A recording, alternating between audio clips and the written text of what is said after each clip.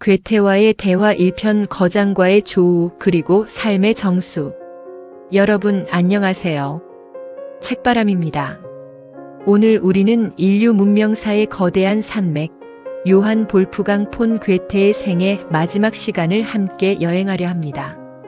저는 앞서 괴테의 자서전 시와 진시를 통해 그의 유년 시절과 청년 시절을 직접 들여다보는 행복한 시간을 가졌었는데요. 하지만 자서전은 그가 청년 시절 바이마르로 향하기 전까지만을 다루고 있어 늘 아쉬움이 남았습니다. 그런 의미에서 이 책을 통해 그의 노년기를 만날 수 있게 된 것은 우리에게 커다란 행운이라고 생각합니다. 이 소중한 기록을 남긴 사람은 요한 페터 에커만입니다. 책의 도입부에는 에커만이 괴테를 만나기 전의 삶도 소개되어 있는데요. 그는 매우 가난하고 예술과는 거리가 먼 환경에서 자랐습니다. 하지만 결핍 속에서도 서서히 싹튼 문학에 대한 열망이 그를 배움의 길로 이끌었고 그 끈질긴 열정이 결국 거장과의 운명적인 만남으로 이어지는 과정을 보여줍니다. 이 기록은 에커만이 괴테의 조수로 일하기 위해 처음 그를 찾아간 1823년부터 괴테가 세상을 떠난 1832년까지 약 9년 동안의 대화를 담고 있습니다. 당시 괴테는 74세에서 82세에 이르는 깊은 황혼기에 접어든 상태였습니다. 우리는 이 책에서 젊은 베르테르의 슬픔 속 열정 넘치는 청년 베르테르가 아니라 산전수전을 다 겪고 문학, 예술, 과학, 자연을 아우르는 깊은 통찰력을 지닌 완성된 현자로서의 괴테를 마주하게 될 것입니다. 바이마르의 늙은 제왕을 만나다. 우리는 편안하고 애정 어린 분위기에서 오랫동안 함께 앉아 있었다. 나는 그와 무릎을 맞대고 있으면서 그의 얼굴을 바라보느라 말하는 것도 잊고 있었다. 아무리 보아도 실증나지 않는 얼굴이었다. 그의 얼굴은 참으로 힘차고 햇볕에 그을린 갈색이었으며 주름으로 가득했지만 그 주름살 하나하나에 표정이 넘치고 있었다. 모든 점에 있어서 성실함과 굳건함, 고요함과 위대함이 깃들여 있었다. 그는 늙은 제왕을 연상시키듯 천천히 그리고 편안하게 말했다. 그를 바라보고 있노라면 참으로 자신의 경지에 만족하면서 세상의 칭찬과 비난을 초월하여 있음을 알 수 있었다. 나는 그의 곁에 있는 것만으로도 말할 수 없이 기분이 유쾌하고 편안해졌다. 많은 노고와 오랜 바람 끝에 마침내 자신이 바라고 바라던 소망이 이루어진 사람이라도 되는 것처럼 말이다.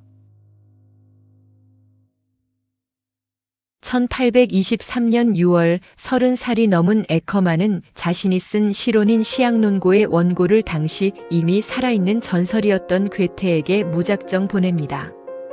그의 글에서 놀라운 재능과 비평적 안목을 알아본 괴테는 에커만을 유럽 문화의 중심지였던 바이마르로 초대합니다. 당시 바이마르는 이미 괴테라는 거장을 중심으로 유럽 문화의 중심지가 되어 있던 시기입니다. 에커만이 처음 마주한 괴테의 첫인상은 어땠을까요? 괴테의 집은 화려하지는 않지만 안락한 느낌을 주는 곳이었다고 합니다. 괴테는 푸른 외투를 걸치고 구두를 신은 채 당당하고 압도적인 인상을 풍겼습니다. 그의 얼굴은 햇볕에 그을린 갈색이었고 표정이 넘치는 주름으로 가득했습니다. 에커만은 그를 보며 세상의 칭찬과 비난을 초월한 늙은 제왕을 연상했고 그 곁에 있는 것만으로도 형언할 수 없는 유쾌함과 편안함을 느꼈다고 고백합니다. 또한 괴테는 당당하고 압도적인 인상을 풍겼지만 말투는 다정해서 서먹서먹한 분위기는 순식간에 사라졌고 에커만의 시약논고의 원고를 코타서점에 보내 일을 진행시키는 것을 도와주겠다고 합니다. 괴테는 에커만을 대할 때 늘 다정하고 따뜻한 호의를 베풀었으며 그가 바이마르에 머무는 동안 무엇을 보고 어떤 일을 해야 할지도 세심히 일러주었습니다. 에커만이 관찰한 괴테는 노년임에도 불구하고 마치 청년처럼 모든 일을 신속하고 단호하게 처리하는 활기 넘치는 모습이었습니다. 특히 괴테는 1772년과 1773년 프랑크푸르트 학보에 실렸던 자신의 짧은 평론들을 에커만에게 맡기며 이 글들이 전집에 수록될 가치가 있는지, 그리고 젊은이의 시각에서 보았을 때 현재의 문학계에 어느 정도 쓸모가 있는지를 분류해달라는 임무를 맡깁니다.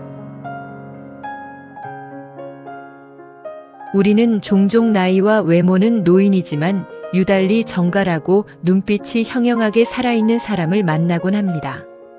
괴테의 묘사를 읽다 보면 무한한 호기심과 위트로 초롱초롱하게 빛나는 거장의 눈빛이 저절로 상상되었습니다. 에커만은 괴테가 마리엔바트로 여행을 떠나 있는 동안 예나에 머물면서 괴테의 일을 돕게 됩니다. 괴테는 첫 번째 임무에 이어 예술과 고대의 첫 번째 12권도 분류해 달라는 임무를 줍니다. 바라건대 자네는 이 책자들을 잘 연구하여 전체 목차를 만들고 그뿐만 아니라 어떠한 대상들이 불완전하게 다루어졌는지, 그리고 어떤 계통을 다시 채택하여 계속 연구해 나가야 할지를 내가 분명히 알 수 있도록 글로 써주게. 그렇게 한다면 나의 일도 크게 덜고 자네에게도 도움이 될 걸세. 이러한 식으로 실제적인 방법을 택하면 개인적인 기호에 따르는 보통의 독서보다 모든 논문들을 하나하나 훨씬 더 예리하게 읽어서 자기 것으로 소화시킬 수 있으니 말이야. 에커만은 예나로 가서 괴테에게 받은 과제를 성실히 수행하고 코타 서점으로부터 자신의 원고도 출판하겠다는 소식을 듣게 됩니다. 하지만 임무를 수행하는 초반에 실증을 느끼게 되어서 괴테에게 대도시로 가서 작업해도 되겠냐고 물어보게 됩니다.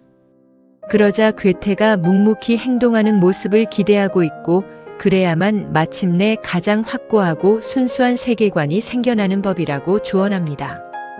그 후 에커만은 그의 조언에 따라 작업을 마무리할 수 있게 됩니다. 대작의 함정과 현재의 권리. 괴테가 마리엔바트에서 돌아온 후 에커만의 작업에 대해 만족스러워하면서 그가 시와 비평에 자질이 있으며 그 일에 매달려서 어떤 성과를 이루기를 조언합니다. 가능하면 대작을 쓰는 것을 피하도록 하게. 아무리 뛰어난 사람도 재능과 탁월한 노력을 겸비한 사람이라 할지라도 대작 앞에서는 고생하는 법이기 때문이네. 나도 그런 식으로 고통을 겪었기 때문에 그것이 얼마나 해를 끼치는지 알고 있네. 그로 인해 얼마나 많은 것들이 수포로 돌아가 버렸던가. 내가 잘 해낼 수 있는 것만 착실히 했더라면 100권의 책이라도 썼을 텐데 말이야. 현재는 언제나 현재로서의 자신의 권리를 주장한다네. 시인의 마음속에 날마다 솟아오르는 사상이나 느낌은 그 모두가 표현되기를 원하고 또 표현되어야만 하네. 그러나 보다 큰 작품을 염두에 두고 있다면 그것만으로도 머리가 가득 차서 아무 생각도 떠오르지 않고 모든 사상을 등지고 생활 자체의 안락함까지 잃어버리는 걸세. 시인이 날마다 현재를 염두에 두면서 자신에게 주어지는 것을 한결같이 신선한 기분으로 다룬다면 무언가 좋은 걸 만들 수 있고, 때로는 잘 안 된다고 하더라도 그 때문에 모든 것을 잃지는 않는다네. 우리 앞에는 길이 없었기 때문에 우리 노인들의 오류를 인정하는 것이 당연하네. 그러나 우리의 뒤를 이어 세상으로 나아가려는 자에게는 더 많은 것을 요구할 수가 있다네. 그는 다시 방황하거나 모색할 것이 아니라 노인들의 충고를 유용하게 받아들이면서 즉시 올바른 길로 나아가야 하지. 그러나 언젠가 목표로 데려갈 발걸음을 내딛는 것만으로는 부족하다네. 모든 발걸음이 바로 목표가 되고 또 발걸음 그 자체로 간주되어야 하는 걸세.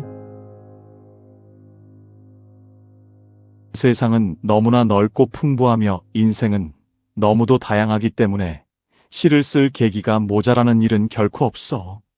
하지만 모든 시는 어떤 계기에서 쓰여야 하네.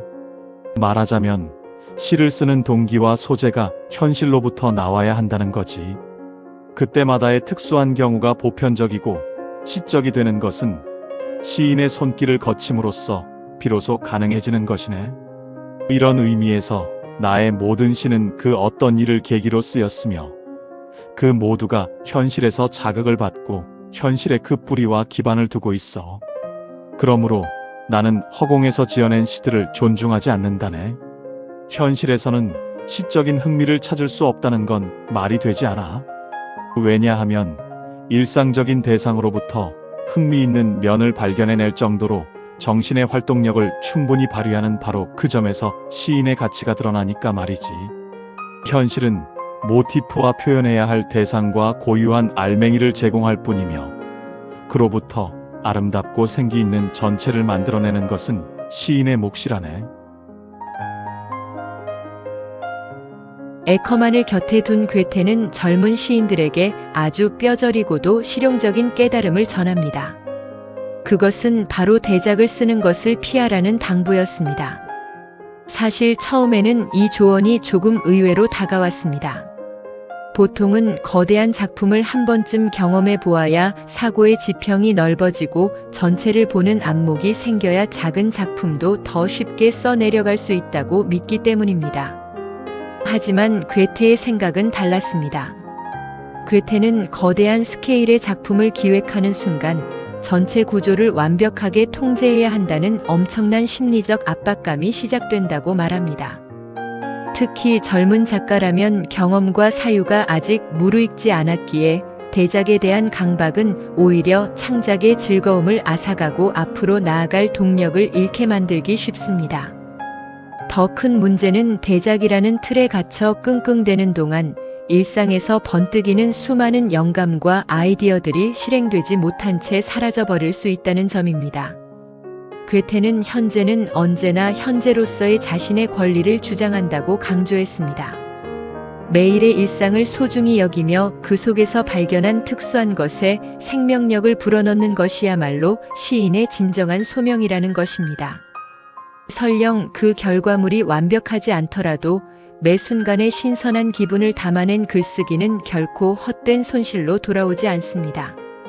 완벽주의의 함정에서 벗어나 소중한 정력을 낭비하지 않기를 바랐던 노거장의 배려는 결국 우리에게 매일의 성실함이 지닌 위대한 힘을 말해주고 있습니다.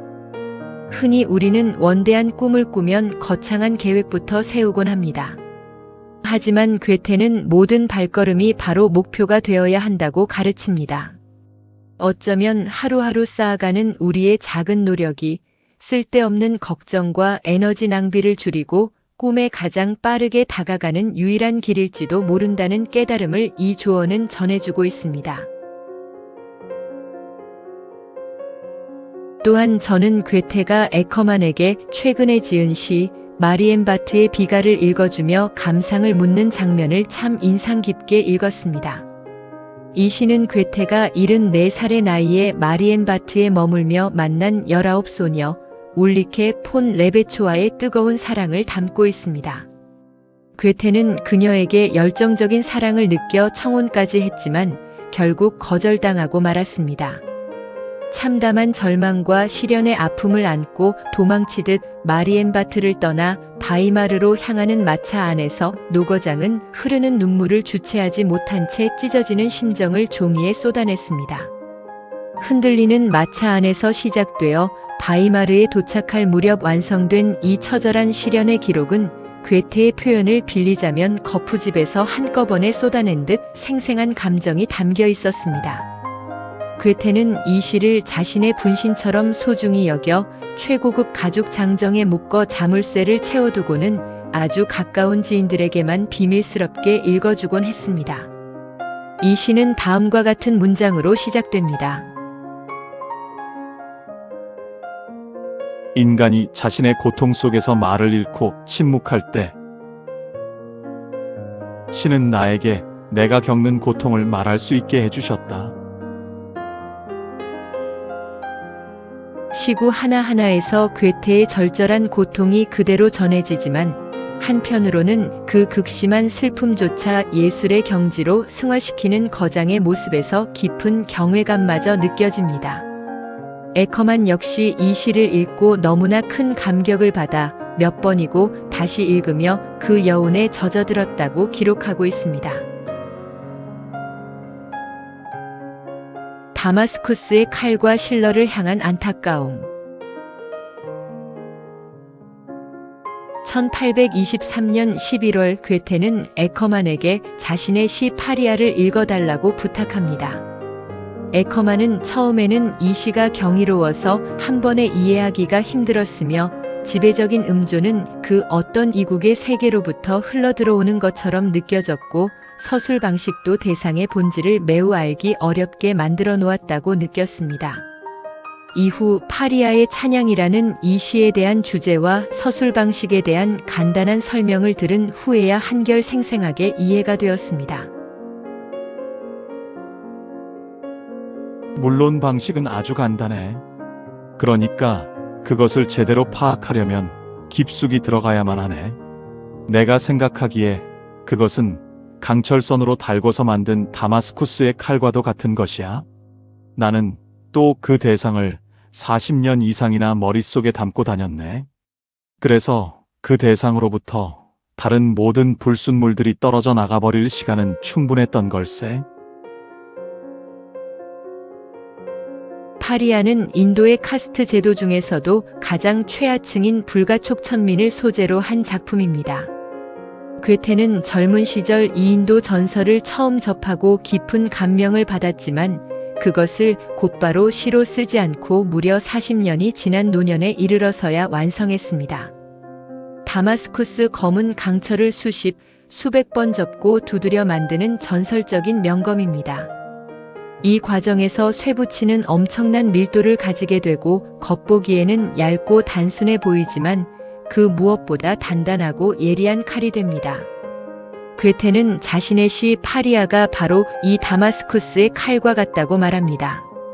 위대한 시인 괴테조차도 시를 대할 때 얼마나 진지하고 깊게 숙고했는지 보여주는 단적인 예라고 생각합니다. 이를 통해 그가 자신의 작품에 대해 누구보다 엄격한 기준을 가졌음을 짐작할 수 있습니다. 진정한 걸작은 겉으로 보이는 화려한 기교로 완성되는 것이 아닙니다. 마치 다마스쿠스의 검처럼 수십 년간의 끊임없는 담금질을 거쳐야만 비로소 그 단단한 본질을 드러내는 법입니다. 이는 무언가를 성취하기에 앞서 우리가 흔히 내는 조바심이 과연 어떤 결과를 낳는지 다시금 돌아보게 합니다. 40년이라는 세월을 바쳐 하나의 시 파리아를 완성한 괴테의 모습은 진정한 일의 완성이 무엇인지에 대한 새로운 시각을 안겨줍니다. 이러한 자연스러운 창작의 과정은 절친한 동료였던 실러의 방식과 뚜렷한 대조를 이룹니다. 괴테와 에커만은 실러의 희곡 발렌슈타인에 대해 이야기를 나누게 되는데 에커만이 실러의 위대한 희곡의 몇몇 장면들을 보면 진정한 애정과 탄사가 나오지만 그의 철학적인 경향이 그의 문학에 해를 끼친다는 생각이 든다고 의견을 말합니다. 내 마음이 우울해지네. 하고 괴테가 말했다. 그토록 뛰어난 재능을 가진 사람이 자신에게 아무 소용도 없는 철학적인 사유와 씨름을 벌이고 있으니 말일세. 훔볼트가 나에게 편지들을 가져다 주었는데 그 불행한 사색의 시기에 실러가 그에게 보낸 것이었네.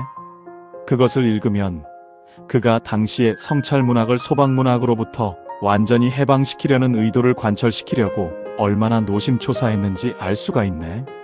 그런데도 결국 이 성찰문학이라는 것의 토대를 찾아내지도 못한 채 뭐라고 말할 수 없는 혼란에 빠져버렸던 걸세. 괴테가 미소를 지으면서 덧붙여 말했다. 마치 성찰문학이 소방문학의 기반 없이도 성립할 수 있다는 식이었지. 사실 성찰문학도 소박한 바탕에서 생겨나는데 말이야. 실러는 시인과 문학을 크게 소방문학과 성찰문학으로 나누었습니다. 소방문학이란 자연 그 자체와 완전히 하나가 되어 복잡한 생각이나 철학적 고민 없이 직관적이고 자연스럽게 뿜어져 나오는 예술입니다. 실러는 괴테를 이 소박한 천재의 완벽한 표본으로 보았습니다. 성찰문학은 자연과 분리되어 이데아를 추구하며 머리로 끊임없이 사유하고 철학적으로 분석하여 만들어내는 예술입니다. 실러는 자기 자신을 이 부류에 속한다고 생각했습니다. 괴테가 훔볼트가 가져온 실러의 편지를 읽고 내 마음이 우울해지네라고 말한 이유는 실러에 대한 깊은 애정과 안타까움 때문이었습니다. 괴테의 눈에 실러는 엄청난 문학적 재능을 가진 천재였습니다. 그런데 그 천재가 시를 쓰고 작품을 창작하는데 에너지를 쓰는 대신 성찰 문학의 논리적 토대를 완벽하게 구축하겠다는 칸트 철학적인 강박에 빠져 끙끙대고 있었던 것입니다. 실러는 철학적인 성찰 문학을 자연 발생적인 소박 문학으로부터 완전히 독립시키려 했습니다.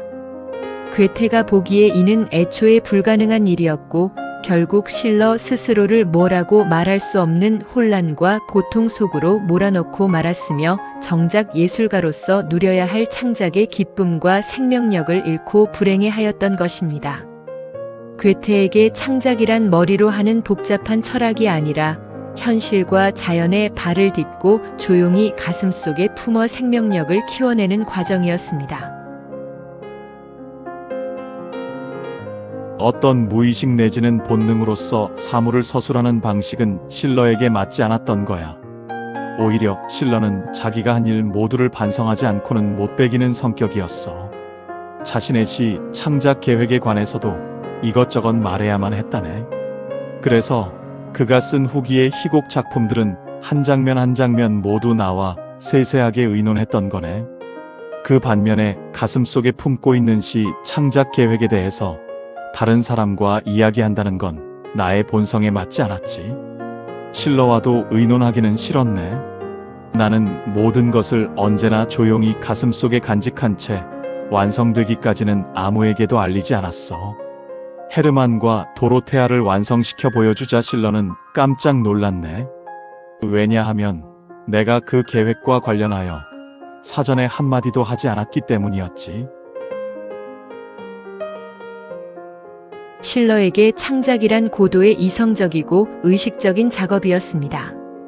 그는 머릿속에 떠오른 영감을 그냥 두지 않고 밖으로 꺼내어 끊임없이 분석하고 치밀하게 계획을 세우고 타인과 토론하며 논리적 허점을 없애야만 직성이 풀렸습니다.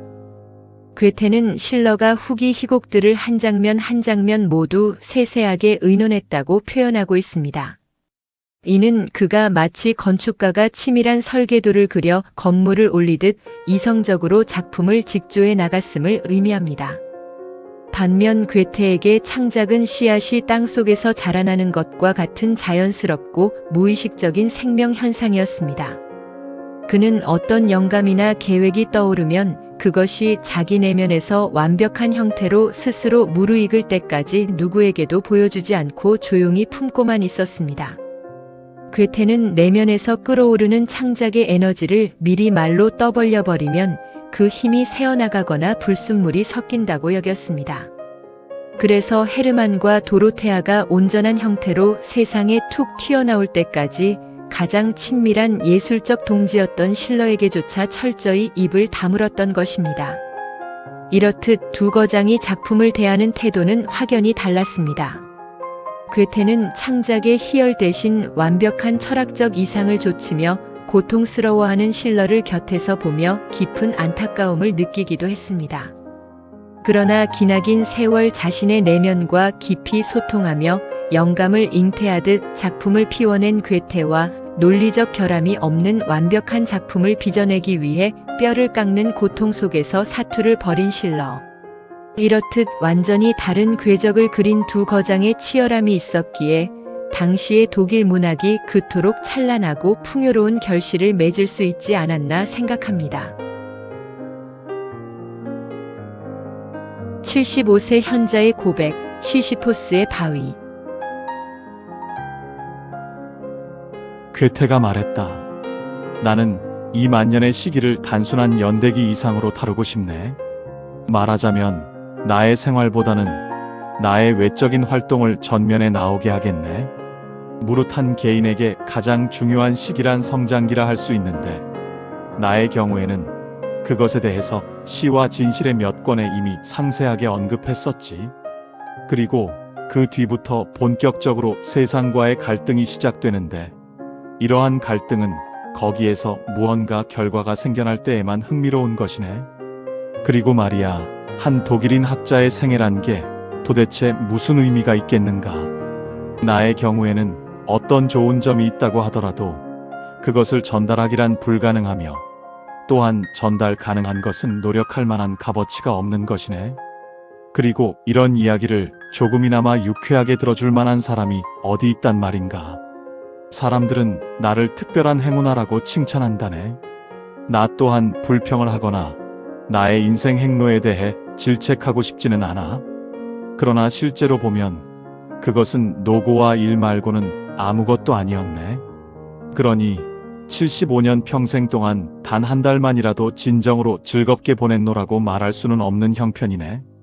말하자면 끊임없이 돌을 위로 밀어 올리려고 애쓰면서 그 돌을 영원히 굴리고 있는 것과 같았네.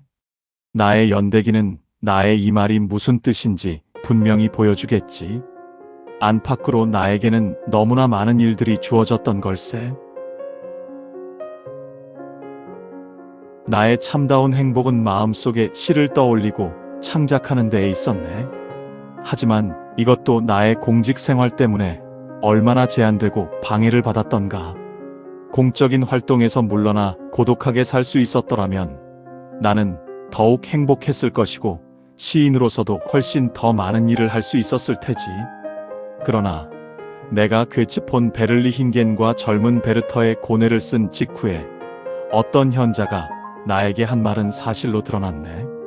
즉, 누군가가 세상을 위해서 무언가를 하고 나면 세상 사람들은 다시는 그 일을 하지 않으려고 애쓴다는 말이었지.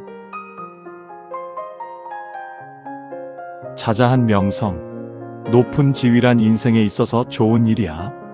하지만 나의 모든 명성과 지위로 할 수 있었던 일은 기껏해야 다른 사람의 마음에 상처를 주지 않기 위해 그들의 견해에 대해 침묵하는 것뿐이었네. 덕분에 나는 다른 사람의 사고방식을 알게 되고, 다른 사람은 나의 생각을 모르게 된다는 점에서 득을 보긴 했지.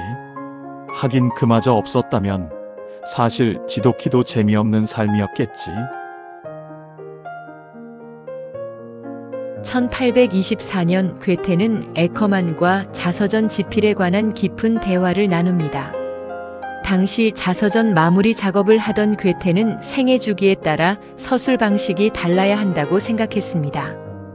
유년 시절과 청년기는 인간의 정서와 가치관이 형성되는 성장기이므로 내면을 깊이 들여다보는 것이 중요하지만, 만년의 시기는 청춘 때처럼 세세한 감정선보다는 객관적인 결과물 위주로 서술되어야 한다는 것입니다. 또한 그는 주로 서재에서 사색하며 글을 쓰는 학자나 작가의 정적인 일상이 대중에게는 다소 지루하게 다가갈 수 있음을 예리하게 인지하고 있었습니다. 내면의 깊은 깨달음을 타인에게 온전히 전달하기란 매우 어려운 일이기에 독자와 어떻게 소통해야 할지 끊임없이 철학적으로 고뇌했던 것입니다. 저 역시 괴테의 자서전을 읽었기에 그가 집필 과정에서 에커만과 이런 진솔한 고민을 나누는 장면이 무척 인상 깊게 다가왔습니다. 20년이 넘는 세월에 걸쳐 자서전을 완성했다는 사실에서 알 수 있듯 단 한 줄의 글도 허투루 쓰지 않는 데무노의 철저함과 독자를 향한 깊은 배려를 엿볼 수 있었습니다. 괴테는 세상 사람들로부터 자신이 특별한 행운아로 불린다고 말합니다. 하지만 75년 평생 단 한 달조차 진정으로 즐겁게 보낸 적이 없으며 자신의 삶은 오직 노고와 일의 연속이었다는 고백은 잠옷 충격적입니다. 마치 끊임없이 산 위로 돌을 밀어 올려야 하는 형벌을 받은 것처럼 그의 삶 역시 끝없이 고단한 과정이었습니다. 평범한 우리의 시선에서 괴테는 명예와 부, 훌륭한 성품까지 모든 것을 다 가진 완벽한 사람처럼 보입니다. 하지만 그런 그조차 자신의 삶을 무거운 짐을 지고 가는 일련의 과정으로 여겼다는 사실에서 인생이란 본래 고단함을 수반하는 것이구나 하는 깊은 깨달음을 얻게 됩니다. 특히 그가 공직 생활과 세상의 요구에 얽매여 시를 창작하는 참다운 행복을 얼마나 억눌러야 했는지 토로하는 대목은 깊은 공감을 불러일으킵니다. 우리 역시 가슴속의 이상과 팍팍한 현실 사이에서 갈등하며 때로는 생계나 의무에 치여 꿈을 미루곤 합니다. 위대한 천재조차 자신이 원하는 것만 하며 살 수는 없었다는 사실은 매일 각자의 현실과 부딪히며 살아가는 우리에게 묵직한 위로와 삶의 진리를 전해줍니다. 괴테의 자서전에는 젊은 베르테르의 슬픔으로 거대한 성공을 거둔 후 작가의 의도와 독자의 해석 사이에서 발생하는 간극에 대해 깊이 고뇌하는 대목이 등장합니다. 서문에 아무리 명확하게 의도를 밝혀두어도 대중은 종종 다른 곳에 관심을 쏟으며 작품을 자의적으로 해석하곤 했습니다. 때로는 그로 인해 헛소문이 퍼져 주변 사람들이 곤란을 겪거나 괴테 자신조차 오해를 받아야 했던 뼈아픈 경험들이 생생히 기록되어 있습니다.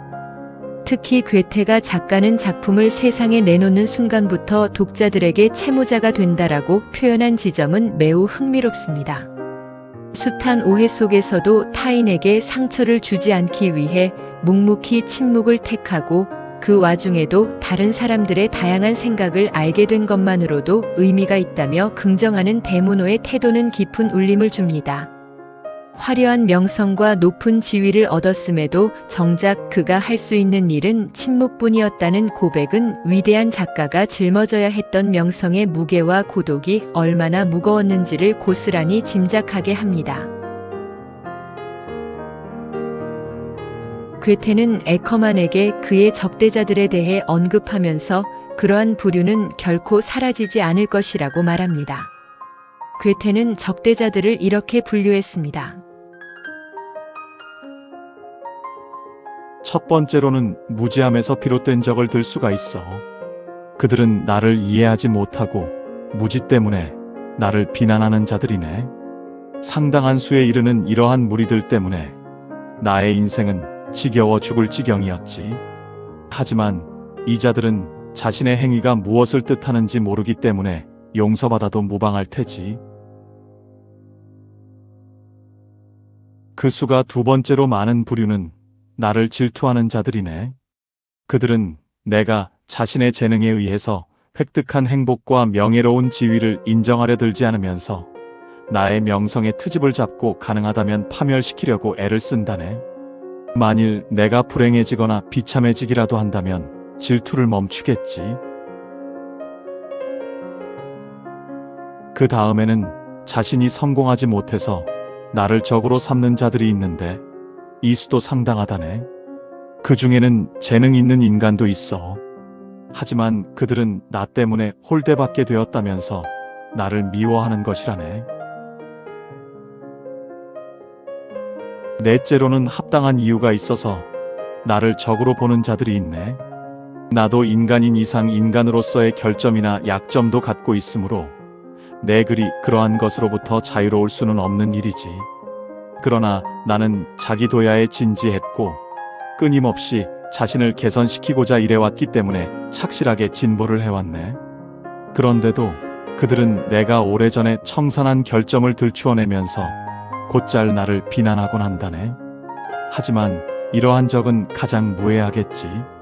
내가 그들과 몇 마일이나 떨어져 있는 상태에서 내 뒤에서 화살을 쏜 셈이니까. 대체로 나는 일단 끝내버린 작품에 대해서는 상당히 무관심한 태도를 취해왔네. 그것에 더 이상 매달리지 않고 즉시 새로운 어떤 것을 계획했으니까 말일세. 또 다른 많은 자들은 사고방식이 나와 엇갈리고 의견이 서로 다르기 때문에 적이 되었다네. 완전히 같은 두 장의 나뭇잎이 존재하는 것이 거의 불가능하듯이 1000명의 인간 중에서도 그 신념이나 사고방식이 꼭 일치하는 경우는 단 두 사람도 없겠지. 이 점을 가정한다면 나의 적대자들의 수가 많다기보다는 오히려 이만큼 많은 친구나 지지자를 갖고 있다는 것이 놀라운 일이야. 나의 시대 전체는 나와는 어긋난 방향으로 나아갔네. 왜냐하면 시대가 오로지 주관적인 방향을 목표로 했기 때문일세. 반면에 나는 객관적인 노력에 전력을 다했기 때문에 불리한 입장이었고 완전한 고립무원의 상태에 있었던 거야. 나는 그동안 성공에 대해서는 조바심을 내지 않으면서 태연하게 나의 길을 계속 걸어왔네. 나의 적에 대해서 가능한 한 마음을 쓰지 않으면서 말일세. 대문호 괴테에게도 명성과 지위에 따른 필연적인 적들이 많았던 모양입니다. 그는 자신을 반대하는 이들을 5가지 부류로 나누면서도 그들을 향해 꽤 관대한 태도를 보입니다. 그럼에도 스스로를 고립무원의 상태라 표현한 대목에서는 위대한 거장이 감내해야 했던 깊은 고독이 전해집니다. 괴테가 만년을 보내던 18세기 후반에서 19세기 초반의 유럽은 낭만주의가 거세게 휘몰아치던 시기였습니다. 이 책에도 등장하듯 당시 독일 문단은 괴테를 신격화하는 진영과 그에 맞서 낭만주의 작가인 루트비이 티크를 치켜세우는 진영으로 나뉘어 묘한 긴장감이 흐르기도 했습니다. 낭만주의가 개인의 내면과 터질 듯한 감정을 표현하는데 몰두했던 반면 괴테는 젊은 시절의 격정에서 벗어나 있었습니다. 그는 세상의 중심을 개인의 주관적 감정에 두기보다 객관적인 자연의 질서와 보편성을 추구하며 변하지 않는 법칙을 탐구하는 데 전력을 다했습니다. 흥미로운 점은 이처럼 시대와 불화하며 자신과 사고방식이 달라져게 된 사람들을 향한 괴테의 따뜻하고 긍정적인 시선입니다. 그는 세상에 완벽히 똑같은 2장의 나뭇잎이 존재하지 않는 것이 당연하듯 사람의 생각도 다를 수밖에 없다고 인정합니다. 오히려 자신과 뜻을 함께하는 지지자들이 이만큼이나 있다는 사실 자체가 경이롭다며 감사하는 모습에서 거장 특유의 단단하고 흔들림 없는 내면을 깊이 느낄 수 있습니다. 에커만에게 했던 조언. 자네의 그런 성향은 물론 사교적이 아니야. 하지만 우리가 타고난 자신의 경향을 극복하고자 노력하지 않는다면 교양이란 도대체 무엇이란 말인가? 다른 사람을 우리에게 동조시키려고 하는 것은 참으로 어리석은 일이라네. 나는 결코 그런 일을 한 적이 없네. 나는 인간을 언제나 자립적인 개인으로만 보면서 그러한 개인을 탐구하고 그 독자성을 알려고 노력해왔으나 그 밖에 더 이상 그들로부터 동정을 얻을 생각은 조금도 없었어. 그리하여 나는 이제는 어떤 인간과도 사귈 수 있게 되었고 또 그렇게 함으로써만 비로소 각양각색의 성격들을 알게 되고 인생살이에 필요한 민첩함을 얻을 수 있게 된 것일세. 성미에 맞지 않는 사람들과 무난히 지내기 위해서는 자제해야만 하고 그것을 통해서 우리의 내부에 있는 모든 다양한 측면들이 자극을 받고 발전하면서 완성되는 것이라네. 그리하여 마침내 누구와 부딪혀도 당해낼 수 있게 되는 것이지. 자네도 그렇게 해보게. 자네는 자신이 생각하는 것 이상으로 소질이 있어. 그런데 이번 일에는 틀렸군. 하여간 자네는 넓은 사회로 들어가야 해. 물론 자네가 바라는 대로 처신하면 되겠지만. 괴테는 에커만에게 성장에 도움이 될 만한 인물들을 소개하며 교양을 넓힐 만남을 자주 주선했습니다. 그러나 에커만은 새로운 만남을 성가셔하며 그저 연극을 관람하고 괴테의 곁에서 가르침을 받는 것만으로도 충분하다고 대답합니다. 이에 괴테는 단호하면서도 따뜻한 조언을 건넵니다. 괴테는 타고난 자신의 경향을 극복하려는 의지 자체를 교양이라 정의했습니다. 즉, 교양이란 단순히 지식을 쌓는 것이 아니라 내 안의 좁은 세계를 깨고 나오는 고통스러운 훈련인 셈입니다. 이 과정에서 드러나는 괴테의 대인관계 원칙은 명확합니다. 타인을 내 입맛에 맞게 바꾸려 하거나 나를 이해해달라고 구걸하지 않는 것입니다. 대신 상대방을 하나의 독립된 우주로 인정하고 관찰하는 태도를 가질 때 비로소 인간에 대한 깊은 이해와 심리적 자유를 얻을 수 있다고 역설합니다. 싫은 사람과 무난히 지내기 위해 스스로를 다스리는 과정은 그 자체로 강력한 수양입니다. 나와 결이 다른 사람과 부딪힐 때 내 안에 잠들어 있던 새로운 면모들이 자극받고 깨어납니다. 이러한 단련을 통해 어떤 사람을 만나도 흔들리지 않는 처세의 민첩함과 내면의 완성을 이룰 수 있게 됩니다. 내성적이고 학구적이었던 에커만에게 괴테는 골방에 파묻혀 마음 맞는 소수와만 어울리지 말고 풍파가 몰아치는 넓은 사회로 뛰어들어 다양한 인간 군상을 겪어보라고 권유합니다. 그것이 에커만이 가진 잠재력을 꽃피울 유일한 길이라고 믿었기 때문입니다. 불편한 만남을 피하지 마라. 그 불편함이 너를 성장시키고 마침내 너를 자유롭게 할 것이라는 괴테의 조언은 소외가 일상이 된 현대인의 삶에도 매우 유효한 통찰을 줍니다. 실제로 저 역시 전화보다는 문자가 편하고 피로감을 주는 만남을 피해 혼자만의 시간으로 도피하고 싶을 때가 많기 때문입니다.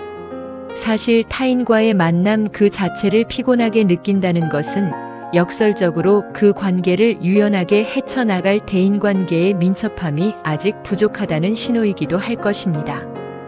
타인을 내 입맛에 맞게 바꾸려 애쓰기보다 오히려 그들을 나를 확장하고 연마하는 도구로 삼으라는 가르침은 관계 속에서 진정한 자유와 주도권을 획득하는 법을 일깨워줍니다. 괴테의 문장들을 곱씹으며 저 또한 타고난 성향이라는 울타리 안에서 너무 안온하게만 머물려 했던 것은 아닌지 깊이 되돌아보게 됩니다. 어쨌거나 정력의 분산을 조심하고 힘을 집중하게. 만일 내가 30살 이전에 그만큼 현명했더라면 정말 지금과는 달랐을 것이네. 내가 어쩌자고 실러와 함께 호렌지와 무늬의 연감 때문에 시간을 낭비했더란 말인가. 요즘 지난 편지들을 자세히 검토해보면 모든 것이 정말 명백하게 드러난다네. 세상에 아무 도움이 되지 않았고 우리들 자신에게도 아무런 결과도 가져오지 않은 그러한 시도들을 생각하면 불쾌감마저 드네. 재능 있는 사람은 아마도 다른 사람이 하는 걸 보고 자신도 할 수 있다고 생각할 테지. 그러나 그렇지가 않아. 자신의 과오를 후회하는 날이 오고 말 것이네. 중요한 것은 결코 다 소진되는 일이 없는 재산을 이루는 걸세.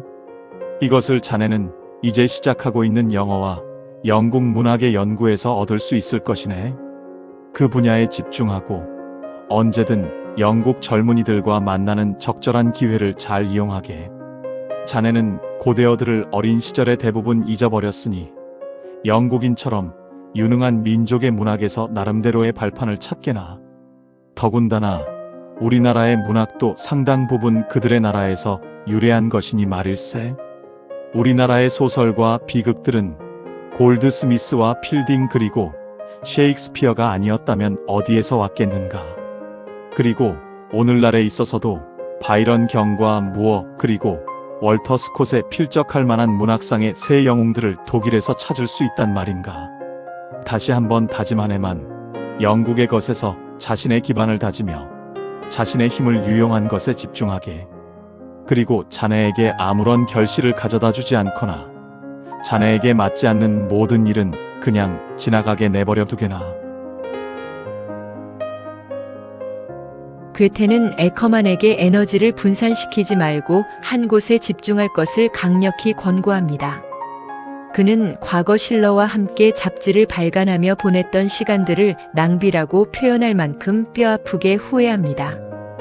대문호인 그조차도 세상에 실질적인 보탬이 되지 않거나 자신에게 의미 있는 결실을 남기지 못한 일들에 정력을 쏟았던 것을 불쾌할 정도로 자책하는 모습은 깊은 인상을 남깁니다.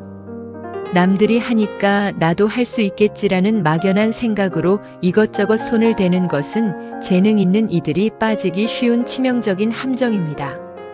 괴테는 아무런 결과도 남지 않는 일에 힘을 빼는 것이야말로 가장 위험한 일이라고 경고합니다. 그러면서 결코 소진되지 않을 지적 문화적 자산을 쌓으라고 조언합니다.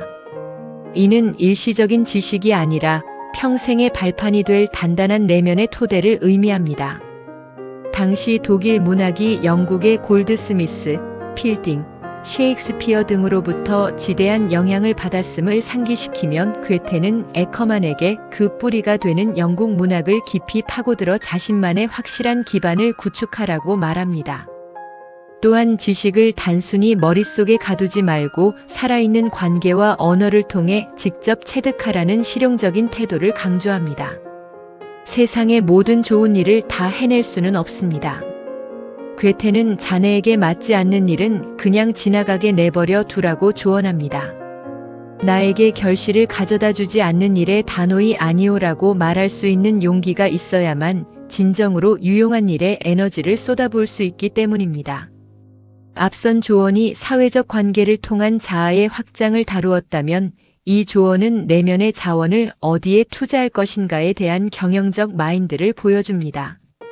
거장의 뼈아픈 경험에서 우러난 이 지혜는 지극히 현실적이면서도 날카롭습니다.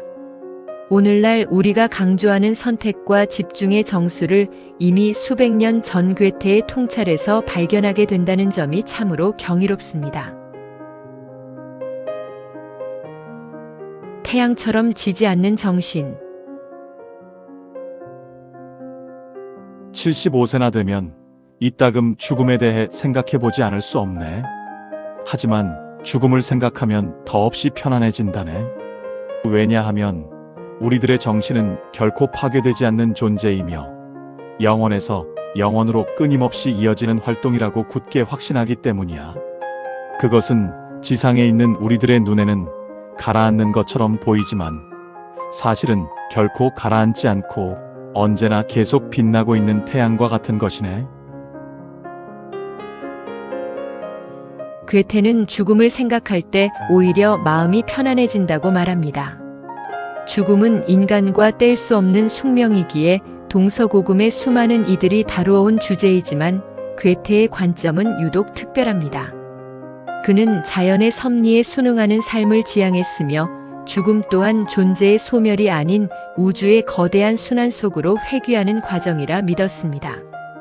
이러한 믿음은 노년의 고독과 육체적 쇠락을 초월한 철학적 평온함을 잘 보여줍니다. 특히 영혼을 태양에 비유한 대목은 참으로 탁월합니다.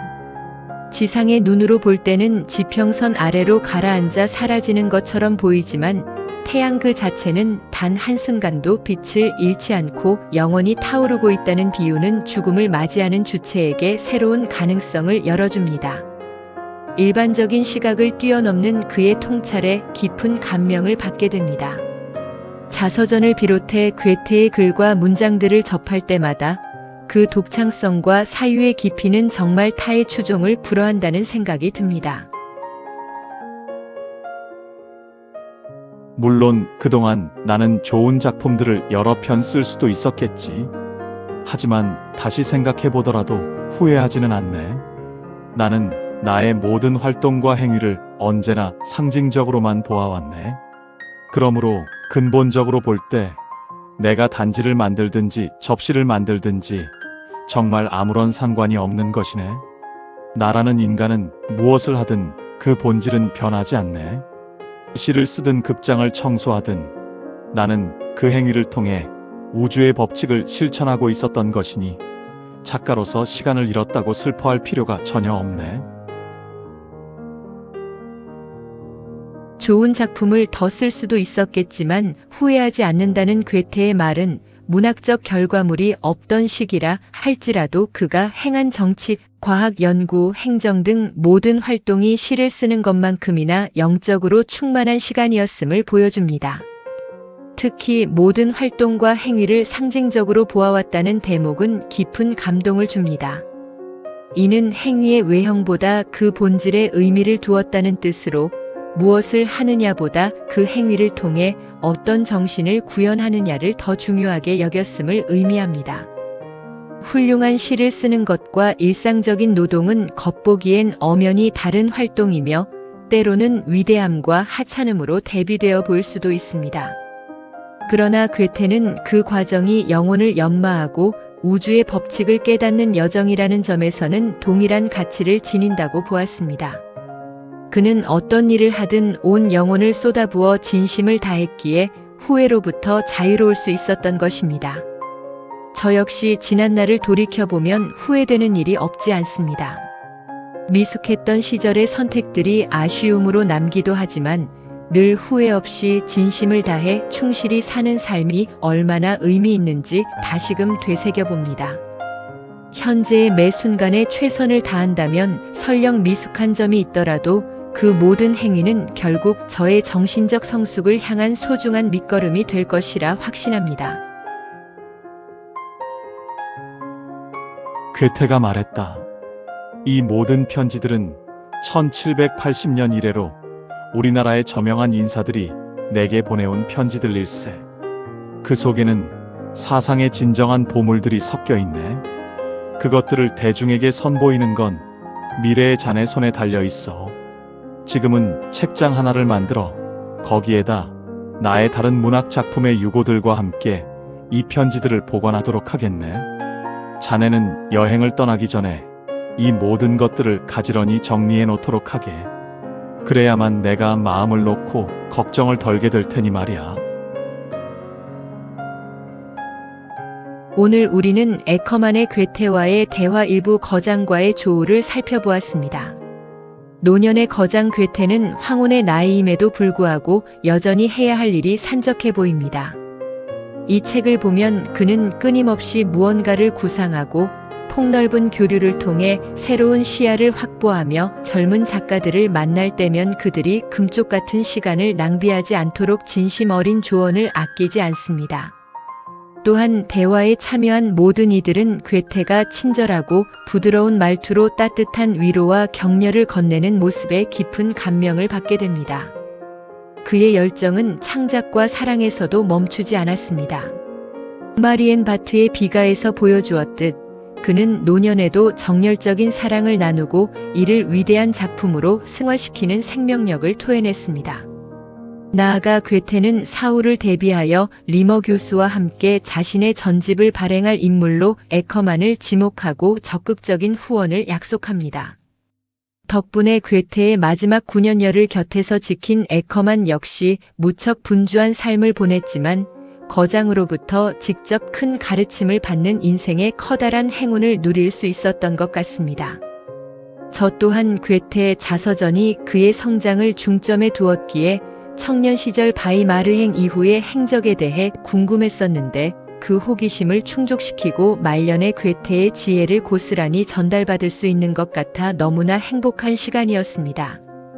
처음에는 괴테의 시선에서 그가 직접 쓴 글이었으면 더 좋았겠다는 아쉬움이 있었는데 이 책은 미숙한 젊은이의 입장에서 거장에게서 따뜻한 격려와 배움으로 이루어져 있어서 어쩌면 저처럼 아직은 괴테의 지혜가 더 필요한 사람에게는 적합하겠구나 하는 생각이 들었습니다.